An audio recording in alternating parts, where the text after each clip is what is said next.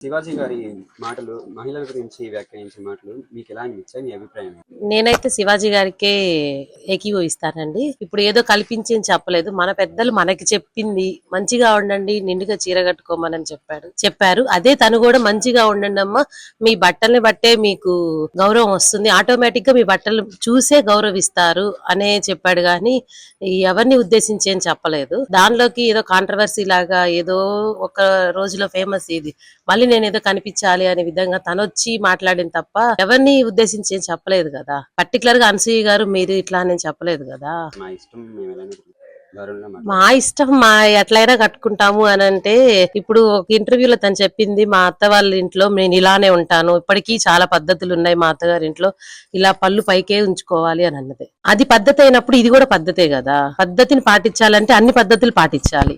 అది కరెక్ట్ అన్నప్పుడు ఇది కూడా కరెక్టే. తనేమి ఇంటెన్షన్ గా నువ్వు ఇప్పటికిప్పుడు చేసి ఇట్లా చెయ్యాలి ఇట్లా చెయ్యాలని లేదు. మనకు ఫస్ట్ నుంచి వచ్చే పద్ధతిని పాటించండి అన్నాడు. నువ్వు ఆ పద్ధతిని పాటించినప్పుడు ఇది ఎందుకు పాటించావు?